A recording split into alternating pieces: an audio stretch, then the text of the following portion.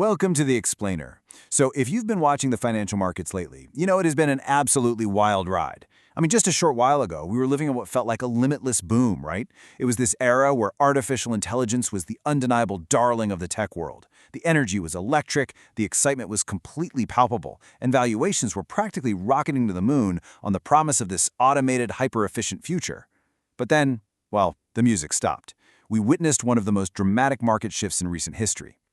Today, we're breaking down the 2026 AI tech sell-off. We're going to use the latest reporting from sources like The Guardian, Goldman Sachs, and various market analyses to unpack exactly what happened, how it happened, and what it all means for the future of tech. To understand why the market tanked, we really need to follow the money. So here's the agenda. First, we'll look at the 2026 tech sell-off itself. Second, the massive costs of AI. Third, the revenue reality check that spoke to investors.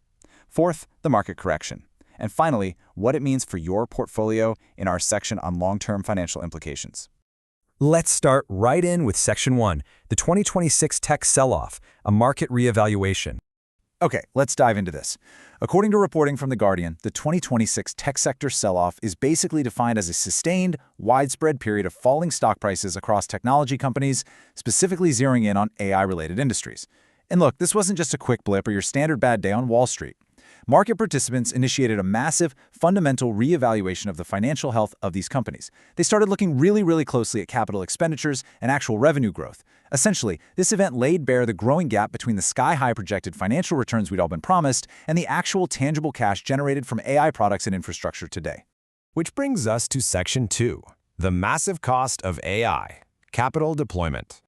To really grasp this phase, think of it like building a massive, ultra-expensive, state-of-the-art factory before you've even secured enough paying customers to buy the products coming off the assembly line.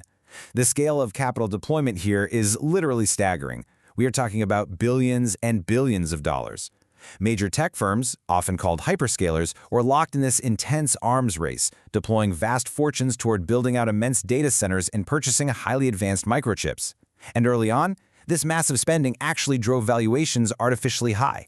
Investors saw the billions being spent and just assumed the future profits would be exponentially larger, driving stock prices up in anticipation of all that future AI automation. And that conflict brilliantly illustrates the core issue that triggered the crash. The expectation was that AI would result in immediate, astronomical future gains from automation. It was supposed to be a money-printing machine. But the reality turned out to be staggering infrastructure costs paired with a surprisingly slow rate of monetization. End users were adopting AI tools, sure, but the direct profit margins were growing significantly slower than the mountains of capital going out the door to fund them. To see the whole board, it's like a giant puzzle, and we need to look at the ecosystem of players involved in this tech boom and bust. First, we have the hyperscalers, those massive tech corporations financing and operating the cloud infrastructure and the large language models. Then the semiconductor manufacturers, whose role is designing and building the highly specialized microchips required to actually run these complex systems. Next, you've got the investors, both institutional and retail, trading shares based on corporate earnings and forecasts. And finally, the financial analysts. These are the folks crunching the numbers, calculating metrics like price-to-earnings ratios to determine if the stock prices actually match the fundamental business results. Every single player here fed into the initial frenzy, and trust me, every player felt the sting when the tide turned. Now for the sobering part, Section 3, the revenue reality check, seeking immediate ROI. You can think of this as the hangover phase. As The Guardian highlighted, we saw corporate boards suddenly institute strict spending reviews. They began scrutinizing multi-billion-dollar budgets for AI data centers with an absolute microscope. The singular question driving these reviews was surprisingly simple: where is the return on investment? They needed to evaluate whether business customers using their AI services were generating enough extra revenue to actually justify these astronomical infrastructure costs. The blind faith was totally gone. The demand for hard, undeniable numbers had arrived. Now, what's really interesting about this is how severe the practical implications became. According to analysis from Goldman Sachs, market sentiment flipped completely.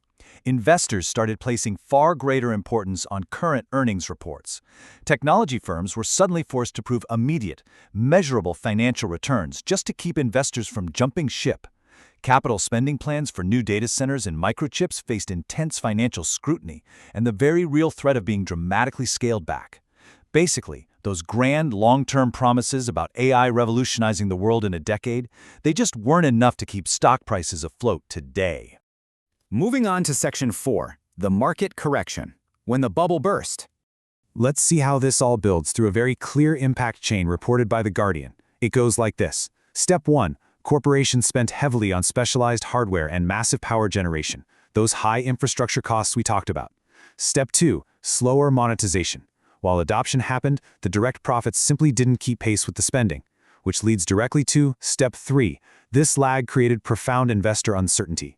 Market participants started deeply questioning the long-term profitability of these business models. And finally, Step 4, stock price declines. Technology shares experienced sudden aggressive sell-offs as their valuations contracted violently to reflect verified financial realities rather than future dreams. As this chain reaction accelerated, we saw massive portfolio adjustments. Institutional investors, the ones managing billions in pension and mutual funds, they made the call to reduce their exposure. They began dumping high-growth technology shares in enormous volumes, intentionally shifting their capital away from the volatility of AI and moving it safely towards stable, revenue-producing sectors of the economy. And look, when the big money moves like that, valuations don't just dip, they tank. Which brings us to our final section, Section 5, long-term financial implications beyond Wall Street. Because it's not just Wall Street billionaires taking a haircut here. As noted by Wikipedia's financial tracking of this event, high volatility in technology sectors directly impacts broader retirement funds and investment portfolios tied to major market indexes. If you have a 401k or a pension, you almost certainly felt this correction. But wait, there are inherent risks in this kind of panic selling too.